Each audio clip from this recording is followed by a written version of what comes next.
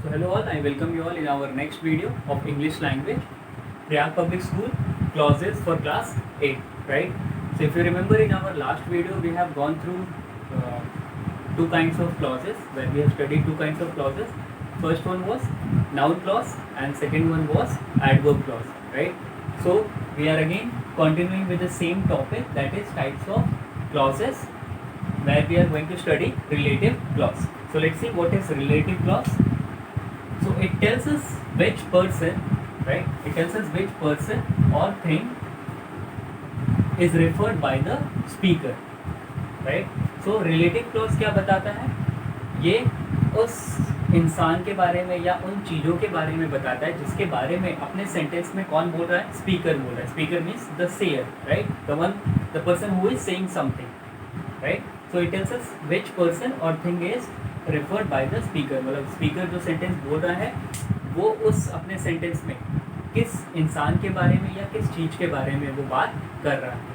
It also indicate what kind of person और thing the speaker means. और ये relative clause ये भी इंडिकेट करता है कि किस तरीके के इंसान के बारे में या किस तरीके की चीज़ों के बारे में वो स्पीकर बोल रहा है अपने बोले हुए सेंटेंस में या कहे हुए सेंटेंस में, right? So over here I have written words, right? So words like who, which, that, whose, etc.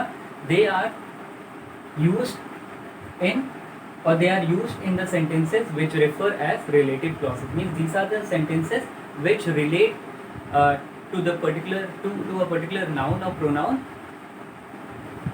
about whom the speaker is talking in a sentence, right? So ये सारे words हैं जो कि हमें रिलेट करवाते हैं उस नाउन या प्रोनाउन से जिसके बारे में स्पीकर अपने सेंटेंस में बोल रहा है, right? That can be either a person और things, right? So let see it with examples और understand it with examples. The girl who scored the highest marks in English is my cousin, right? So the girl who scored the highest marks in English is my cousin. If you are going to translate it this particular sentence in Hindi, so इसकी meaning क्या होगी कि उस लड़की, मतलब वो लड़की मेरी बहन है या मेरी कज़न है जिसने हाईएस्ट मार्क्स स्कोर किया है इंग्लिश में. ये हो गया आपका हिंदी कन्वर्जन इस सेंटेंस का. सो दैट मीन्स अगर हम क्वेश्चन करते हैं हु से, right? So who score highest marks, तो आएगा गर्ल, ठीक है? और वहाँ पे तो हमने क्वेश्चन पूछा हु से कि who score the highest marks, तो सिंपल आंसर क्या आया? गर्ल. सो गर्ल अगर देखें तो what is it? It is a noun, right? It is a noun. So who scored, अब यहाँ पे सेंटेंस की अगर बात करें, अभी तो हमने सिर्फ क्वेश्चन किया कि who scored the highest marks, तो आंसर हमारा आया गर्ल, जो कि एक नाउन है अपने आप में, राइट? या कॉमन नाउन आप मान लो. अब सेंटेंस की बात करें, अब सेंटेंस में देखते हैं how the sentence is falling under the category of relative clause, or how the group of words which is acting as a clause is falling under the category of relative clause. So the girl who, अब यहाँ से who से देखो, who scored the highest marks in English. अब यहाँ तक English तक की बात करते हैं, तो इंग्लिश क्या है? अगर यहाँ से who से लेकर के इंग्लिश तक बात करेंगे तो ये ग्रुप ऑफ वर्ड्स हैं which is acting as a clause because it is a part of a sentence. और clause क्या होते हैं? part of a sentence ही होते हैं.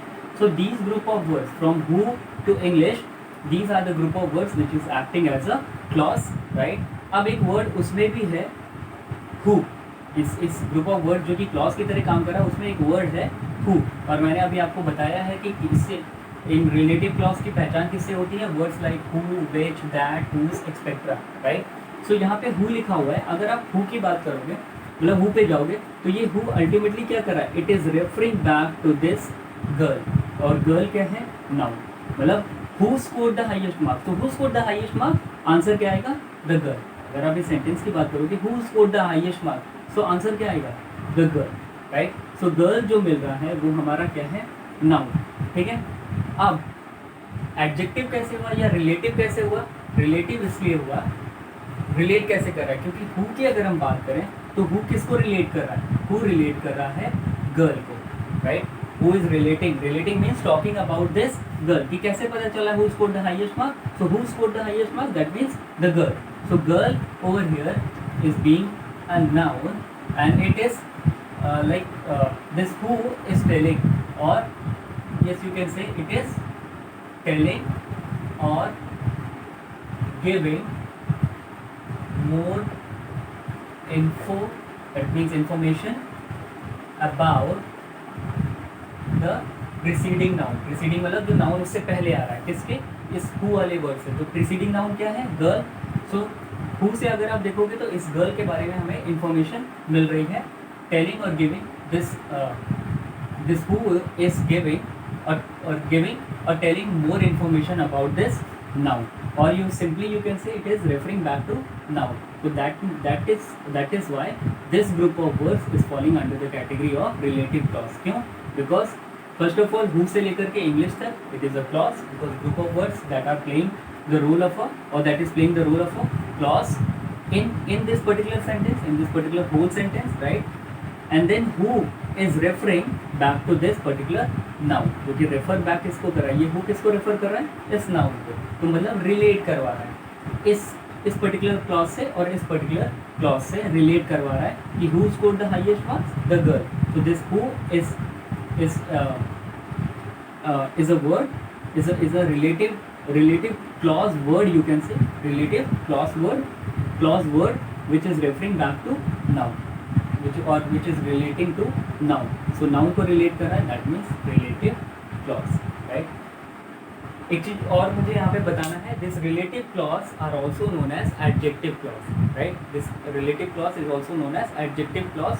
कैसे देखते हैं, अगर मैंने मान लो कि adjective clause बोला, तो इसका मतलब है अगर who की बात करें, ठीक है. अब adjective clause को समझते हैं कि relative clause के अलावा adjective clause क्यों बोलते हैं. अगर who की बात करें तो who से हमें एडिशनल इन्फॉर्मेशन मिल रही है कि who scored the highest marks. अब इस हाईएस्ट मार्क्स किसने गेन किया, उसकी एडिशनल इन्फॉर्मेशन किससे मिल रही है, who से, ठीक है. जब वो रिलेट कर रहा है किससे, किसकी तरफ, या किसको पॉइंट आउट कर रहा है, इस गर्ल को, राइट. तो इस गर्ल के बारे में हमें क्या मिल रहा है, extra information, right. Extra information मिल रही है. अब ये एक्स्ट्रा इन्फॉर्मेशन जो मिल रही है, तो ये जो हु है या हु के साथ जो लिखे हुए वर्ड हैं, पहली बात तो ये रिलेट कर रहा है, इसलिए एक हिसाब से इसे रिलेटिव क्लॉज भी मान लेंगे. और दूसरी बात, यही वो वर्ड है, हु वर्ड है, जो कि गर्ल को रेफर भी कर रहा है, और इसी गर्ल के बारे में उसी क्लॉज में इंफॉर्मेशन भी मिल रही है कि यही लड़की है जिसने हाईएस्ट मार्क्स स्कोर किया है, राइट, या जिसने किया है. तो इसका मतलब है एक्स्ट्रा इन्फॉर्मेशन मिल रही है. That is why it is acting as an adjective clause also. It is acting as an adjective clause also, because this who, which is a relative clause word, is referring, first of all refer भी कर रहा है girl को, और दूसरी बात अगर आप देखो दूसरे तरीके से, क्योंकि दूसरा भी इसका एक वो है फेज है, उस फेज से अगर हम देखेंगे तो this who is also giving a relevant information about this girl. और वो relevant information क्या है, that she has scored highest marks in English. That is why this who is also giving some extra information about this girl, that means noun, and that is why this relative clause is also known as adjective clause. और adjective कहता क्या है, adjective are the words that gives additional information about the noun or pronoun, right, or modify them. Let's see the second sentence. Second, the man who wore a red shirt disappeared suddenly, right. So अगर आप इसे हिंदी में convert करोगे तो क्या होगा कि वो इंसान जो रेड शर्ट पहने हुए था वो गायब हो गया अचानक, ठीक है, वो गायब हो गया. तो इसका मतलब है अगर मैं सेंटेंस को क्वेश्चन करूँगा हु से, सो क्वेश्चन क्या आएगा, हु डिसअपियर्ड सडनली. तो आंसर आएगा, आंसर क्या आएगा, द मैन. दैट मीन्स क्या मिलेगा हमें, नाउन मिलेगा. पक्की बात है, हु से अगर क्वेश्चन करेंगे कि हु डिसअपियर्ड सडनली, तो क्या मिलेगा, आंसर आएगा द नाउन. और ये द नाउन क्या है, नाउन, सॉरी द मैन क्या है, अपने आप में नाउन. उसके बाद आगे देखते हैं, who wore a red shirt. So who से अगर हम बात करें, who wore a red shirt, these are the group of words that is acting as a clause. ये क्लॉज की तरह काम कर रहा है. अब हु पे आते हैं, तो हु जो है डायरेक्टली पॉइंट आउट किसको कर रहा है, द मैन को. इसका मतलब है किसको पॉइंट आउट कर रहा है, द मैन को. तो द मैन क्या है, पहली बात तो नाउन, राइट. सो इसका मतलब है ये ग्रुप ऑफ वर्ड जो कि क्लॉज की तरह रोल प्ले कर रहे हैं, उसी में एक वर्ड है जो कि क्या कहला रहा है, रिलेटिव क्लॉज वर्ड. और वो रिलेट किसको कर रहा है, मतलब किसको दिखा रहा है, किसको पॉइंट आउट कर रहा है, द मैन. और द मैन क्या है, दूसरा पार्ट है सेंटेंस का। द मैन क्या है, दूसरा पार्ट है सेंटेंस का, that means it is relating or pointing out this man, and that is why the whole sentence is falling under the category of relative clause. Why? Because this group of word is acting as a clause, and this word who is relating or pointing out this man, right? So relate कर रहा है, तो ये who relate कर रहा है इसलिए relative है, और ये group of words क्या है, clause है, तो ये पूरा मिला के क्या हो गया, relative clause। अब adjective clause जैसे अभी मैंने बताया, तो ये adjective clause भी है। कैसे? क्योंकि अगर आप हु की बात करेंगे तो हु क्या है, किसके बारे में बता रहे हैं, द मैन, इसके बारे में, इसका मतलब है इस मैन के बारे में हमें एडिशनल इन्फॉर्मेशन किस वर्ड से मिल रही है, इस हु से, कि यही वो आदमी है जिसने क्या पहना था, रेड शर्ट, राइट। सो इस हु की वजह से हमें एडिशनल इन्फॉर्मेशन किसके बारे में मिल रही है, द मैन। द मैन क्या है, नाउन। अब नाउन के बारे में अगर कोई एडिशनल इन्फॉर्मेशन देता है तो वो क्या कहलाता है, एडजेक्टिव, राइट। सो ये एडजेक्टिव क्लॉज भी हो गया, because this is the clause which is giving who के साथ, हु से लेकर के शर्ट तक, this is the clause, right, along with the word who which is giving additional information about this man, right. So that is why it is also acting as an adjective clause, right. So दूसरा, we can also use that instead of who, ठीक है। अब जहाँ जहाँ हमने, आप इन दोनों sentences में देख सकते हो मैंने क्या किया है, यूज़ किया है हु किया है यहाँ पे, ये हु का यूज़ यहाँ भी हुआ है और यहाँ भी हुआ है। तो इस हु के अलावा या इस हु के जगह पे हम क्या यूज़ कर सकते हैं, दैट का यूज़ भी कर सकते हैं। देखते हैं।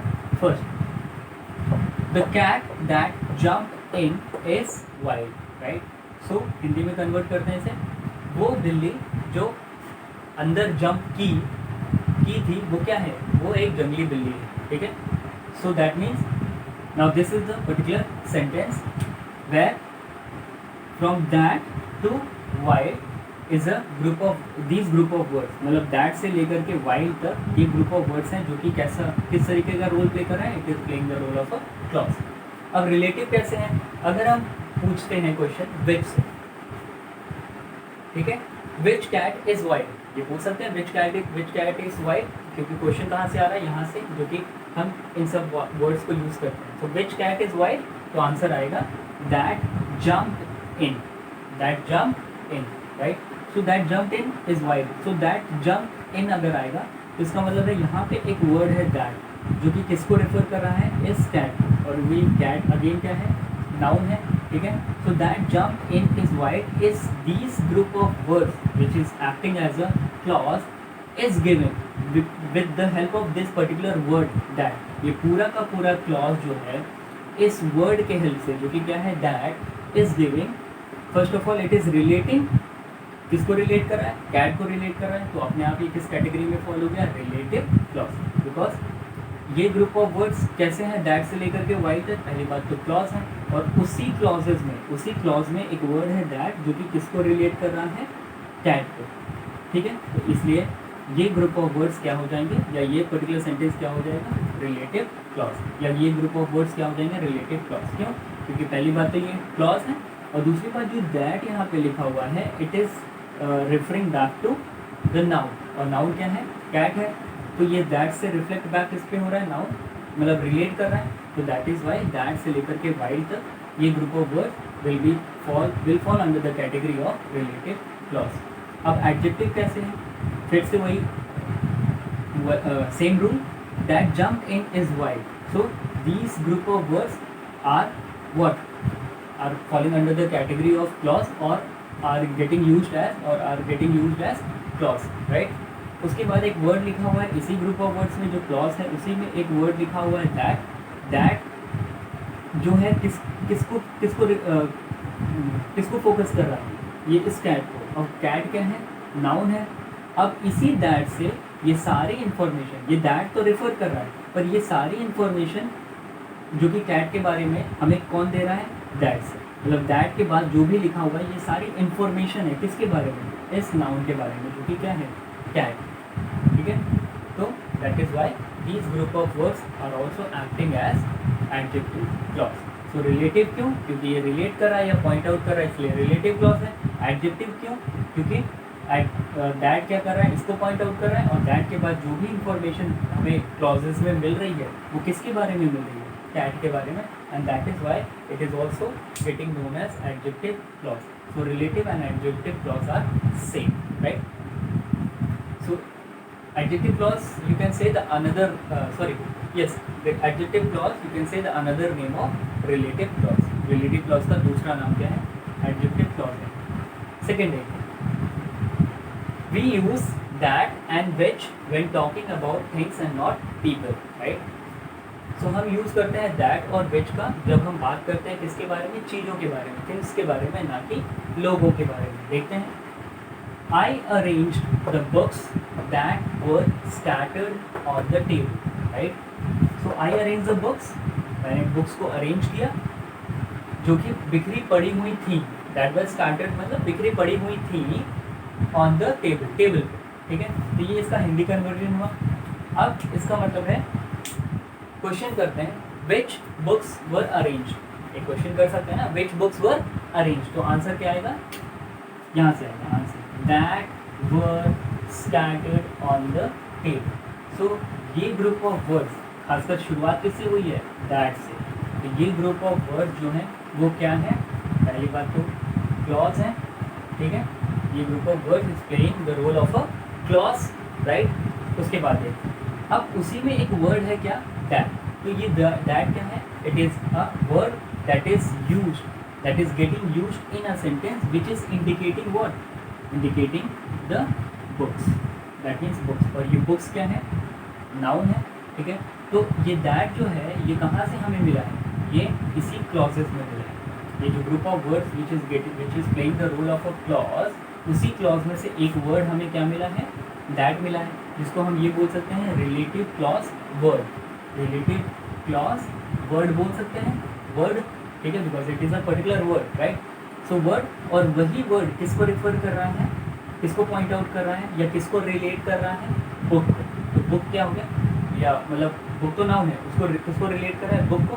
सो from that to the to table, these group of words are playing the role. First they are playing the role of a clause, and just because this particular word that is pointing out or relating these information with the book, that is why it is falling. These group of words are falling under the category of relative clause, ठीक है? Same वही rule फिर adjective पता करने के लिए, adjective clause पता करने के लिए कि ये ग्रुप ऑफ वर्ड्स दैट से लेकर के टेबल तक क्या है? ग्रुप ऑफ वर्ड्स क्लॉज है. और दूसरी चीज़, ये दैट जो है ये ऐसा एक रिलेटिव क्लॉज वर्ड है, राइट? वर्ड है जो कि किसको किसको रेफर कर रहा है? बुक को. बुक क्या है? नाउन है. अब इस नाउन के बारे में इसी दैट से हमें एडिशनल इन्फॉर्मेशन मिल रही है. इस बुक के बारे में एडिशनल इन्फॉर्मेशन क्या मिल रही है? That word scattered on the table. मतलब वो सारी जो बिखरी हुई थी, तो वो सारी जो बिखरी हुई थी या वो बुक्स जो बिखरी हुई थी, या यहाँ जो ये इन्फॉर्मेशन मिल रहा है ये किसके बारे में मिल रहा है? बुक्स के बारे में. इसका मतलब है ये ग्रुप ऑफ वर्ड्स जो कि क्लॉज है वो अब इन्फॉर्मेशन, क्योंकि किसके बारे में इन्फॉर्मेशन दे रही है? नाउन के बारे में, बुक के बारे में. That is why they will also known as adjective clause, right? आगे देखिए. He owns a factory which manufactures cars.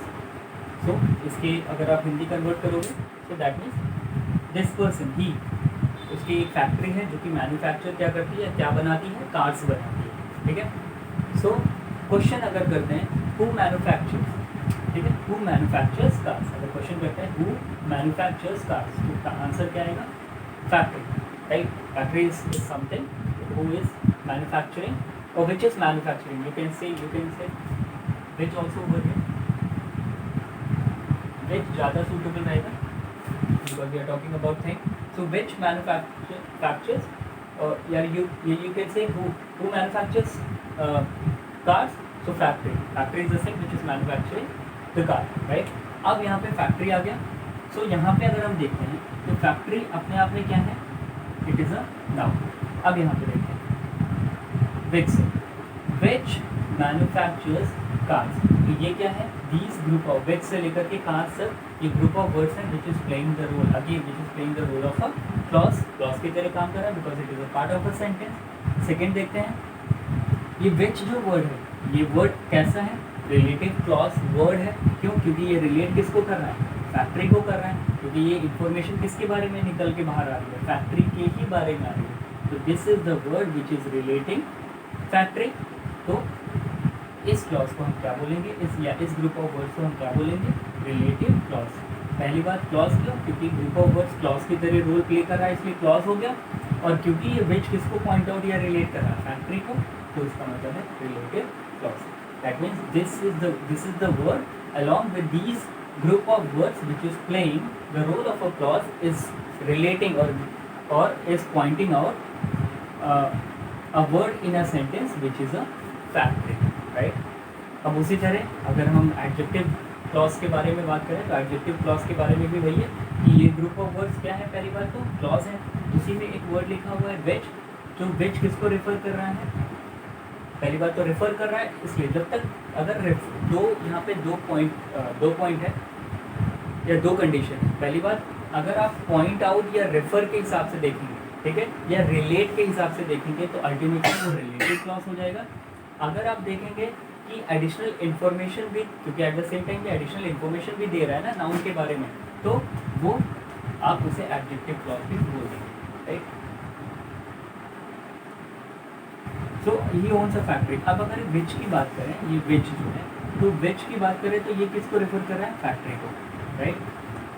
सो यहाँ पे क्योंकि पॉइंट आउट कर रहा है या रिलेट कर रहा है, इसलिए रिलेटिव क्लॉज हो गया। अब देखते हैं एडजेक्टिव क्लॉज कैसे हैं। अब ये ग्रुप ऑफ वर्ड्स क्या हो चुके हैं, क्या है, क्लॉज है।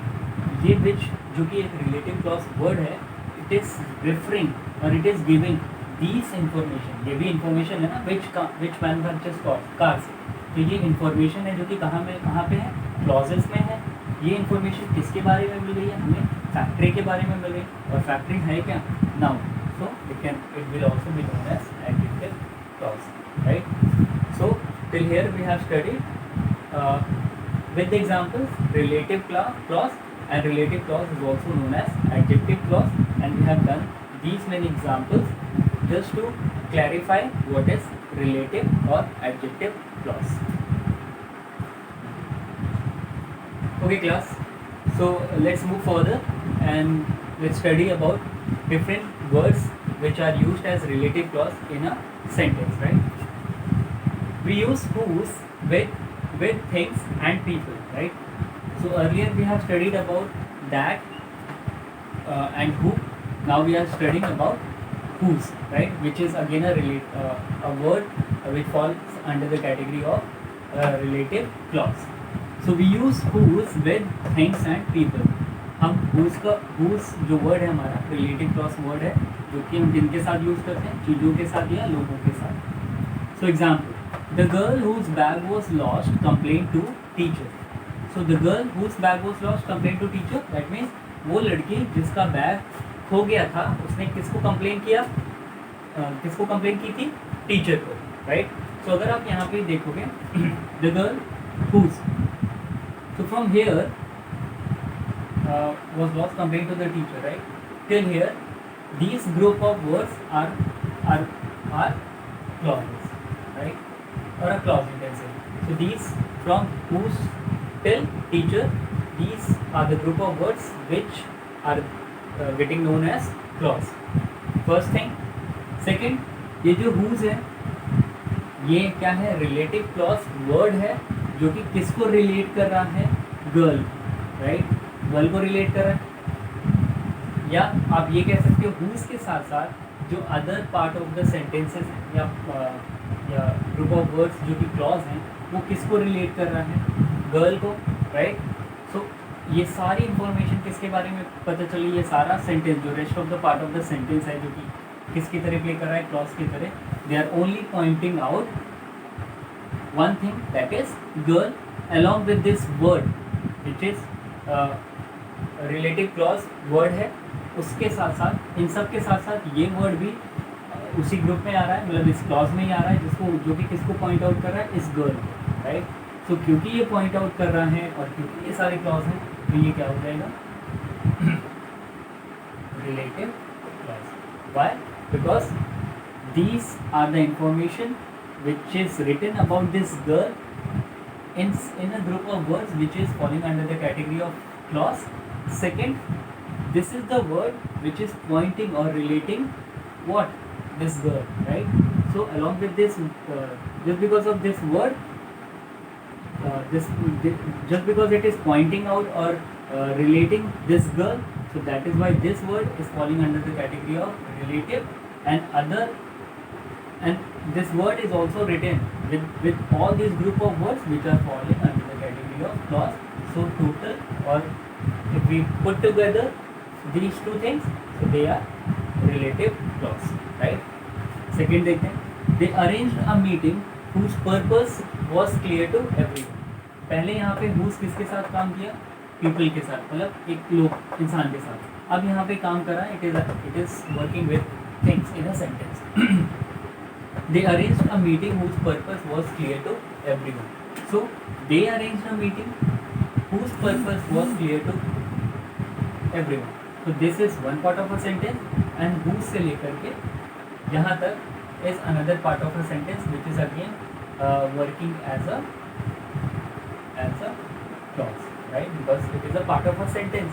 This group of words from whose to everyone, if these group of words are falling under the category or are working as a clause in this particular sentence. Sentence यहाँ से यहाँ तक है और clause एक ये है और एक ये है, right? ये main clause है, this is dependent clause. अब यहाँ पे एक word आया है whose. whose क्या है? relative clause word है. ये word जो है वो किसको रेफर कर रहा है? वो रेफर कर रहा है मीटिंग को, राइट? तो मीटिंग को रेफर कर रहा है. सिर्फ ये वर्ड नहीं कर रहा है, मतलब ये वर्ड तो डायरेक्टली कर ही रहा है along with the rest of the words which are playing the role of a clause, right? So from whose to everyone, these group of words are relating or pointing out something, that something is noun, that is meeting, right? So relative हो गया क्योंकि relate कर रहा है. So overall from whose to everyone, this is a relative clause. Clause फिर से एक बार समझते हैं. whose purpose was clear to everyone. सो ये क्या है? ये डिपेंडेंट क्लॉज है, ठीक है? डिपेंडेंट क्लॉज है. तो ये पहली बात तो क्या है? ये क्लॉज है. दूसरी बात, जो whose वर्ड लिखा हुआ है वो डायरेक्टली पॉइंट आउट किसको कर रहा है? मीटिंग को. या डायरेक्टली रिलेट किसको कर रहा है? मीटिंग को. और वो whose जो कि रिलेट या पॉइंट आउट कर रहा है इस मीटिंग को, वो भी किसका पार्ट है? इस क्लॉज का. तो इस वजह से वो रिलेट कर रहा है, तो वो क्या हो गया? पूरा who से लेकर के everyone relative clause. Because these are the particular words which are acting as a clause and they are relating or they are pointing out to a particular person, or you can say particular thing, that is meeting. In this it is a thing, meeting is a thing, right? Second thing, we use whom with person only and with preposition also. So हम अब whom पे आ चुके हैं. पहले हमने पढ़ा whose, right? अब whom पे आते हैं. whom सिर्फ इंसान के साथ यूज होता है, चीज़ों के साथ नहीं. और हम इस whom को किसके साथ यूज करते हैं? preposition के साथ. preposition के साथ में be. देखते हैं sentence. The boy whom we greeted was a stranger, right? अब अगर हिंदी में कन्वर्ट करेंगे तो क्या होगा कि वो लड़के, उस लड़के को जिसको हमने विश किया था या ग्रीट किया था, वो क्या, वो कौन था? वो एक स्ट्रेंजर था, मतलब अनजान था, right? So the boy whom we greeted was a stranger. So whom से लेकर के यहाँ तक स्ट्रेंजर तक, ये किस कैटेगरी में फॉल हो रहा है? It is the group of word which is falling under the category of clause. और उसी क्लॉज में एक वर्ड लिखा हुआ है, उसी ग्रुप ऑफ वर्ड्स में जो कि क्लॉज है, उसी में एक वर्ड लिखा हुआ है क्या? whom. whom किसको रिलेट या किसको पॉइंट आउट कर रहा है? बॉय को. Because this word is relating to boy, it will fall under the category of relative clause, right? So this group of words from whom till stranger is falling under the category of relative clause. Second वाला देखते हैं. The girl whom we congratulated is the winner. अब इसे हिंदी में convert करेंगे तो क्या होगा कि वो लड़की जिसको हमने कॉन्ग्रेचुलेट किया था, वो क्या है? वो एक विनर थी या विनर है, right? So the girl whom, अब यहाँ पे whom से लेते हैं, ठीक है? whom से लेकर के कहाँ तक? विनर तक अगर देखें तो again it is falling under the category of clause, because these are the group of words which are falling under the category of clause. और इसी क्लॉज में या इसी ग्रुप ऑफ वर्ड्स में एक वर्ड लिखा हुआ है क्या? whom. ये whom किसको रिलेट या किसको पॉइंट आउट कर रहा है, नाउन को, या एडिशनल इंफॉर्मेशन दे रहा है। सो क्योंकि ये रिलेट या पॉइंट आउट कर रहा है ये वर्ड whom, जो कि किसका पार्ट है, क्लॉज का, तो ये कहाँ पे, again it will be known as relative clause, because these are the clauses, means these are the words, group of words which is acting as a clause, and they are relating or pointing out somebody within a sentence, pointing out somebody within a sentence, right? तीसरा देखिए, the man to whom I talked was quite aged. अब तीसरा क्या कह रहा है, the man to whom, so उस जिस आदमी से, मतलब उस आदमी से जिससे मैंने बात की थी वो काफ़ी एजेड था, राइट? सो अगर हम बोलें द मैन, इसका मतलब ये क्या हो गया, नाउन। यहाँ पे टू क्या रोल कर रहा है, to is playing the role of a preposition, right? To is playing the role of a preposition. So अगर टू से यहाँ पे देखेंगे, टू से लेकर के एजेड तक, टू से लेकर के एजेड तक, these are the group of words that again falling under the category of clause, right? Because they are the dependent clause. So these are the group of words which are falling under the category of clause. और यहाँ पे या तो आप या ये समझो कि टू तो प्रीपोजिशन है, whom से बात करते हैं, राइट? टू नहीं, whom से। So whom I talked was quite aged. So अगर whom से लेकर के यहाँ तक aged तक बात करेंगे तो these are the group of words which is falling under the category of clause. और ये whom जो है ये किसको पॉइंट आउट कर रहा है या किसको रिफर कर रहा है, मैन को, राइट? इस आदमी को। सो पॉइंट आउट कर रहा है या रिलेट कर रहा है या रेफर कर रहा है, इसका मतलब ये क्या हो जाएगा, रिलेटिव क्लॉज विद प्रीपोजिशन। क्यों प्रीपोजिशन, क्योंकि हमने यहाँ पे क्या लगा लिया है, whom के पहले टू, ठीक है? So to is acting as a preposition, whom which is a relative clause word which is referring or relating to a noun, along with these group of words which is acting as a clause. At the same time they are giving information about this man. So that is why these group of words is getting known as relative clause. फिर देखते हैं दूसरा topic, we use where when we refer to a place. अब हम which, whose पढ़ चुके हैं, whom पढ़ चुके हैं, अब आते हैं where पे। we use where when we refer to a place. अब हम where का यूज़ करते हैं जब हम किसी जगह के रिलेशन में बात करते हैं या जगह से रिलेटेड बात करते हैं, तो हम कौन सा वर्ड यूज़ करते हैं, कौन से रिलेटिव क्लॉज वर्ड का यूज़ करते हैं, वेयर का। एग्जाम्पल देखते हैं, I visited a place where my friend invited me, right? So I visited a place, ये क्या है, मेन क्लॉज हो गया, ठीक है, because it is giving proper meaning और सेंस। अब यहाँ से देखते हैं where my friend invited me, यहाँ तक देखेंगे तो this group of words again acting as a clause के तरह काम कर रहा है, वेयर से लेकर के मी तक, ठीक है, क्योंकि because this are the group of words which is acting as a clause, why, because they are the part of a clause.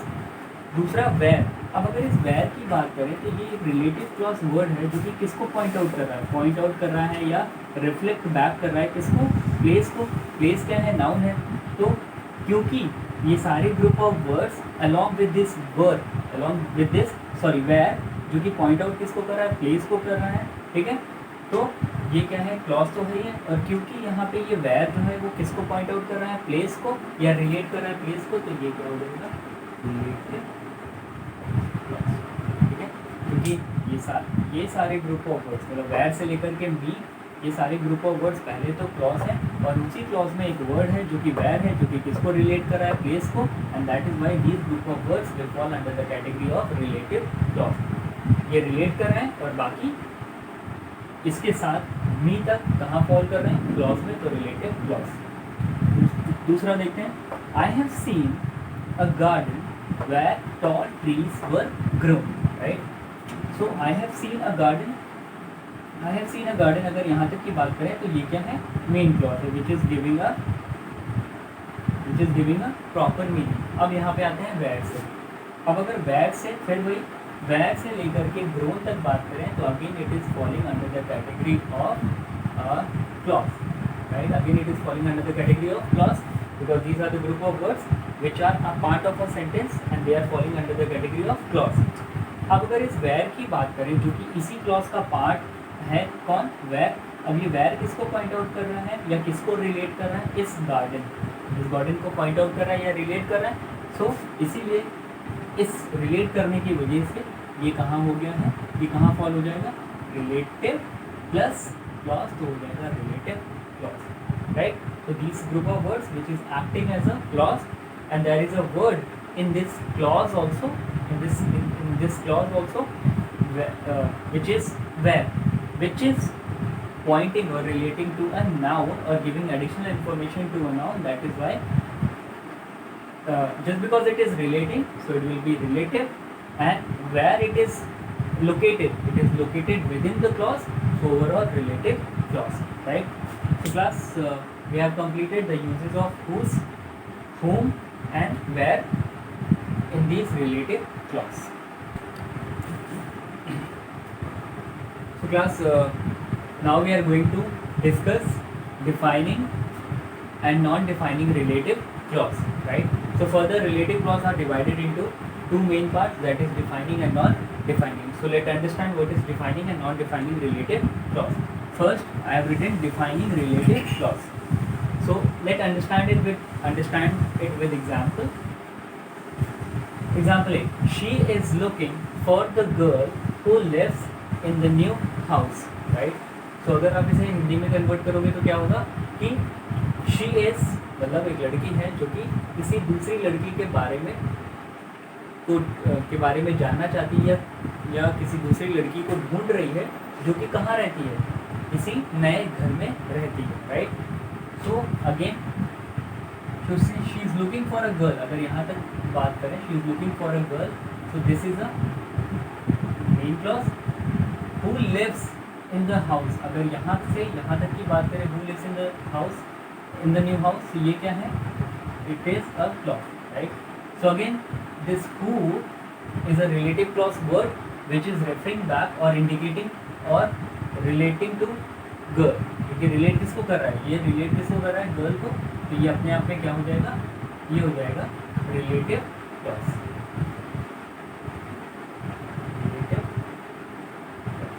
ये तो हम अभी पढ़ते चले आए हैं, whose के साथ भी, that के साथ भी, whom के साथ भी, which के साथ भी, ये हमने पढ़ा. who के साथ भी हमने पढ़ा, right? So this is the way, or this is the proper you can say a proper measure by which you can figure it out कि in a sentence which clause is a relative clause, right. So second वाला देखते हैं. We went to a shop which sells grocery items, right. So we went to a shop which sells grocery items. इसको हिंदी में convert करेंगे तो क्या होगा कि हम उस शॉप में गए थे जो कि क्या बेचता है? ग्रॉसरी आइटम्स बेचता है, राइट. अब जो इसका मेन पार्ट है वो यहाँ से शुरू होता है. In sentence A, who lives in the new house, अगर आप यहाँ से बात करेंगे, सेंटेंस ए लिखा हुआ है, she is looking for the girl who lives in the new house. अगर सेंटेंस ए में जो रिलेटिव क्लॉज वाला वर्ड है, जो रिलेटिव क्लॉज वाला क्लॉज है, अगर हम उसे एक्सट्रैक्ट करें, मतलब निकालें, who lives in the new house, मतलब कौन रहता है न्यू हाउस में, ये इंडिकेट किसको कर रहा है? ये इंडिकेट कर रहा है विच गर्ल, मतलब कौन सी लड़की को, राइट. जो ये सेंटेंस ए में जो ये रिलेटिव क्लॉज है, यही तो रिलेटिव क्लॉज है ना, who lives in the new house, यही एक रिलेटिव क्लॉज है. तो ये रिलेटिव क्लॉज जो है वो किसको इंडिकेट कर रहा है? विच गर्ल, मतलब किसी न किसी लड़की को या किस लड़की को, ठीक है. विच गर्ल मतलब कौन सी लड़की को, तो जो कि अपने आप में क्या है? Not particular. अगर ये किसी लड़की की बात करें तो ये पर्टिकुलर, मतलब ये, क्योंकि ये किसी भी लड़की के बारे में हो सकता है बात हो रही हो, तो जो अगर यहाँ पे सिर्फ देखा जाए तो किसी लड़की, यहाँ सिर्फ गर्ल लिखा हुआ है, सेंटेंस में सिर्फ गर्ल लिखा हुआ है, और ये जो रिलेटिव क्लॉज है हमारा, वो यहाँ वो इंडिकेट भी किसको कर रहा है? एक किसी न किसी लड़की को, जो कि कोई पर्टिकुलर, हमें नहीं पता किस लड़की को, बट किसी न किसी लड़की को वो इंडिकेट कर रहा है, जो कि अपने आप में क्या है? It is not particular. Mean this girl is not particular. Like we have no idea कि हाँ ये नाम है या ये पहचान है, ऐसा हमें कोई भी इंफॉर्मेशन नहीं मिल रहा है, पर हमें सिर्फ इंफॉर्मेशन किसकी मिल रही है? एक लड़की की, जो कि अपने आप में क्या है? Not particular, right. दूसरा देखते हैं, in sentence B, which sells grocery item. अब यहाँ भी सेकेंड वाले सेंटेंस से हमने लिया, यहाँ भी ये क्या है?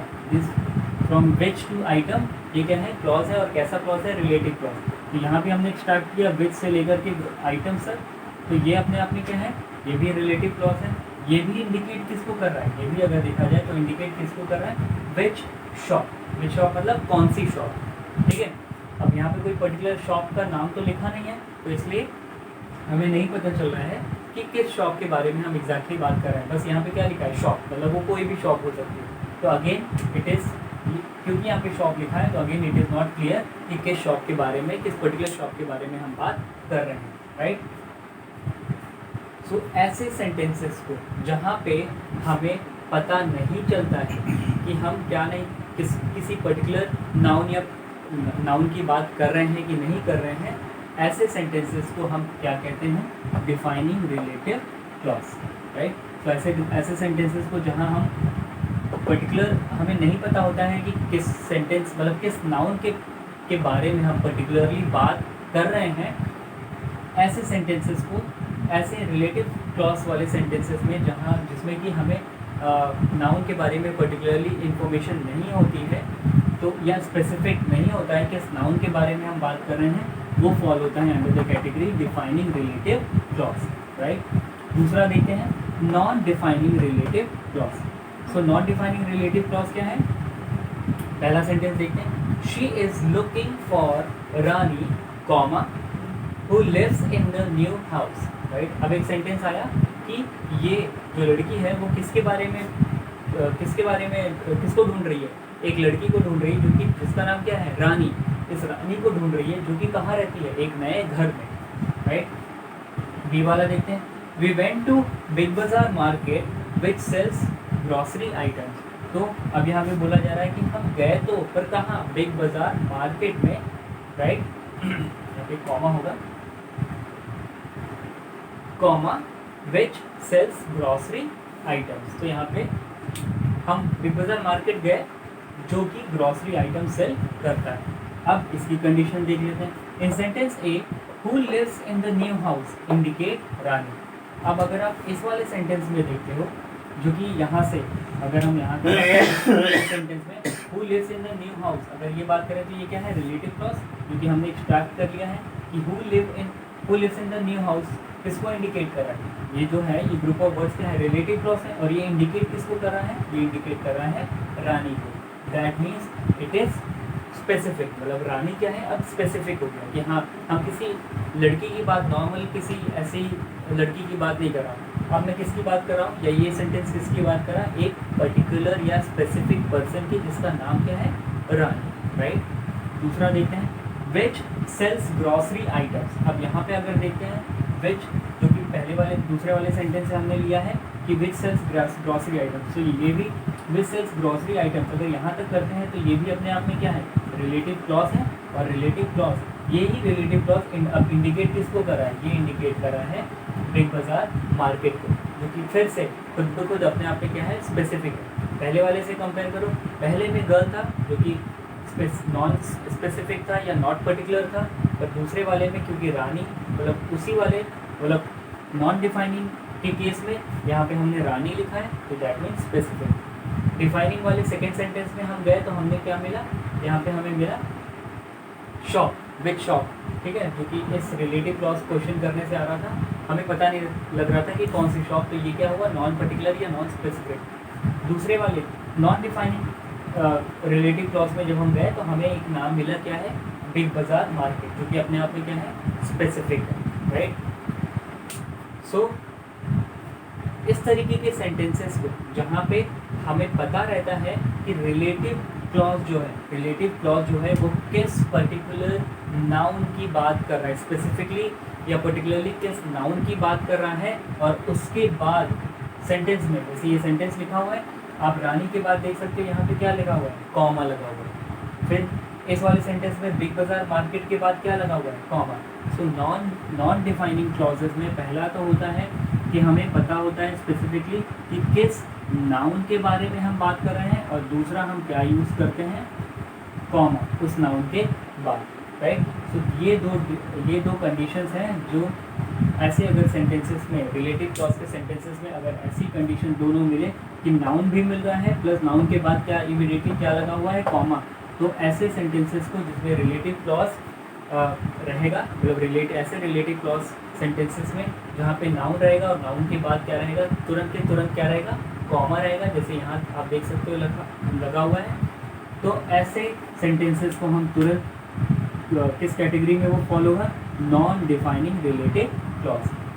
और जब कहीं भी रिलेटिव क्लॉज अगर लिखा होगा, रिलेटिव क्लॉज सेंटेंस लिखा होगा, अगर वहाँ पे स्पेसिफिकली कोई नाउन मेंशन नहीं होगा या कॉमा नहीं लगा होगा नाउन के बाद में, तो हम उसे किस कैटेगरी में मानेंगे या किस नेचर का मानेंगे, defining relative clause, right.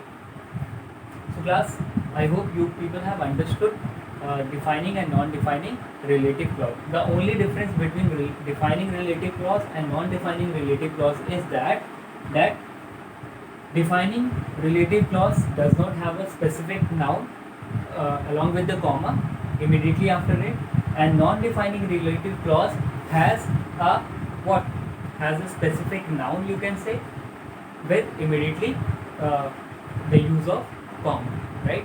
So class, with these four examples, two from defining relative clause and two from non-defining relative clause, we have come to an end of this chapter. So students, your homework for the day. So students, you all have to write down contents given on page number 55, 56 and 57 in your classroom copy, right. So whatever we have gone through in this particular video, right, we have completed relative clause and all the other things related to relative clause, right. So you all have to write down all the contents given on page number 55, 56 and 57 in your book, okay. These are the pages or these are the contents are there in your books. You have to copy it down in your classwork copy as it is given in your book and complete the exercises in your book. And as far as exercises are concerned, first complete by your own self in your book, then I will be giving the answers later on in the group, in your WhatsApp class 8 group, right. So students, in our next class we will start with a new chapter, right. So this is the particular chapter, that is clauses. We have completed lesson 7. This was the last day and we have already completed this chapter. So students, in our next class we will start with a new chapter, that is lesson 8, subject and verb agreement. So homework related to this also, read this chapter as well, so that when I will be teaching this chapter, you are not going to have any problem while understanding, right. Thank you class.